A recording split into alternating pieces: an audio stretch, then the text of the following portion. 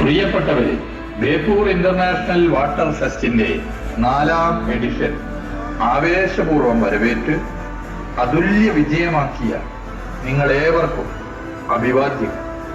കരയിലും കടലിലും ആകാശത്തും പുതുമയാർന്ന Varnakkazhchakal സൃഷ്ടിച്ചാണ് Beypore international water ഫെസ്റ്റിന്റെ ഓരോ എഡിഷനും വ്യത്യസ്തമാകുന്നത്.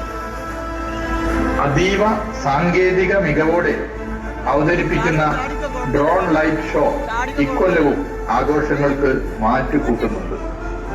കഴിഞ്ഞ തവണത്തെ ഡ്രോൺ ലൈറ്റ് ഷോ നിങ്ങൾ എല്ലാവരും നല്ല നിലയിൽ ആസ്വദിച്ചതാണല്ലോ. ഈ നാടിന്റെ വൈവിധ്യമാർന്ന സാംസ്കാരിക ദൃശ്യങ്ങളാണ് ഈ നവീന സാങ്കേതിക സംവിധാനത്തിലൂടെ ആവിഷ്കരിക്കുന്നത്. നമ്മുടെ നാടും നഗരവും പുതുപ്രതീക്ഷകളുടെ പുതുവർഷത്തിലേക്ക് പ്രവേശിച്ച ആവേശത്തിലാണ്. വ്യത്യസ്തമായ പ്രകാശ കാഴ്ചകളുമായി ടൂറിസം വകുപ്പ് ഒരുക്കിയ ന്യൂ ഇയർ ഇലുമിനേഷൻ ഈ ആഘോഷവേളക്ക് കൂടുതൽ തിളക്കമേകും. തിരുവനന്തപുരം, കൊച്ചി, കോഴിക്കോട് നഗരങ്ങൾ ദീപാലംകൃതമാക്കി മാറ്റിയത് ഏറെ സന്തോഷം നൽകിയ കാര്യമാണല്ലോ. ബേപ്പൂർ ഇന്റർനാഷണൽ വാട്ടർ ഫെസ്റ്റ് ഈ നാട്ടിലെ ജനങ്ങളെല്ലാവരും ഒറ്റക്കെട്ടായി നിന്ന് നടത്തുന്ന ഉത്സവമാണ്. നിങ്ങൾക്കേവർക്കും സന്തോഷവും സമൃദ്ധിയും നിറഞ്ഞ പുതുവത്സരാശംസകൾ. ഹാപ്പി 2025.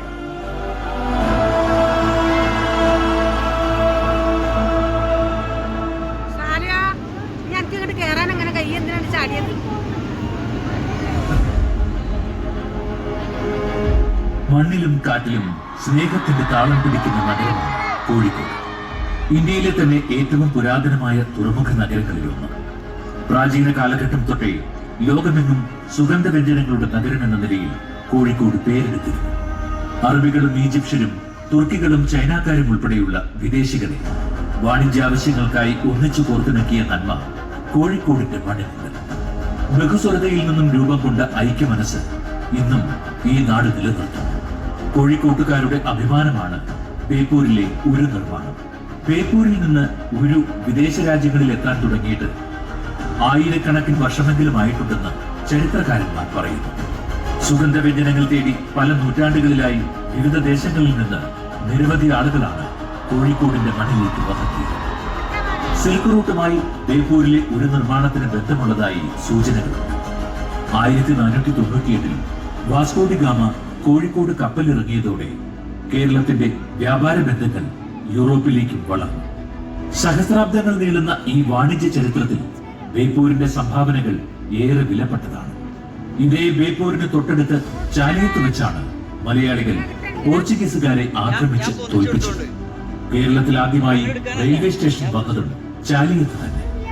ആയിരക്കണക്കിന് വർഷങ്ങൾക്ക് മുൻപ് പുരാതന സാംസ്കാരിക കേന്ദ്രമായ സുമേരിയയിലേക്ക് ഉരുക്കൽ യാത്ര പുറപ്പെട്ട അതേ ബേപ്പൂരിലാണ് ഇന്ന് ഇന്ത്യയിലെ ഏറ്റവും വലിയ ജലോത്സവങ്ങളിലൊന്നായ ബേപ്പൂർ അന്താരാഷ്ട്ര ജലോത്സവം അരങ്ങേറുന്നത്. മലബാറിന്റെ കവാടമായ ബേപ്പൂരിൽ ബഹുമാനപ്പെട്ട ടൂറിസം വകുപ്പ് മന്ത്രി ശ്രീ PA മുഹമ്മദ് റിയാസിന്റെ നേതൃത്വത്തിൽ ആരംഭിച്ച ബേപ്പൂർ ഇന്റർനാഷണൽ വാട്ടർ ഫെസ്റ്റ് ഈ കൊല്ലം 4ാം എഡിഷനിലേക്ക് കടന്നിരിക്കുന്നു. സാഹസിക ജല കായിക മത്സരങ്ങളുടെ ലോക ഭൂപടത്തിൽ ഇതിനോടകം ബേപ്പൂർ ഇടം കണ്ടെത്തി കഴിഞ്ഞു.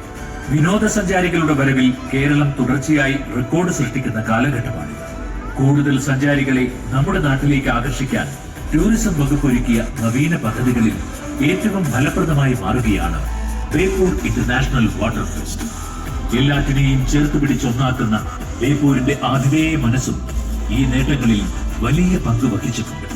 പുലിമുട്ടും കപ്പലുകളും ഉരുവും ലൈറ്റ് ഹൗസും എല്ലാം ഒരുക്കി സഞ്ചാരികളുടെ ഇഷ്ടകേന്ദ്രമായി മാറിയ ബേപ്പൂർ ജലകായികമേള, നാവിക പ്രദർശനങ്ങൾ, പാചകമേള, കലാസംഗീത സന്ധികൾ തുടങ്ങി ഒട്ടേറെ നവ്യ അനുഭവങ്ങളാണ് ഈ രാജ്യാന്തര ജലോത്സവത്തിലൂടെ അതിഥികൾക്കായി ഒരുക്കുന്നത്. സ്നേഹത്തിന്റെ അതിരുകളില്ലാത്ത ഈ ലോകത്തേക്ക്, ഇന്ത്യയിലെ ഏറ്റവും വർണ്ണാഭമായ ജലോത്സവത്തിലേക്ക് ഏവരെയും സ്നേഹപൂർവ്വം സ്വാഗതം ചെയ്യുന്നു.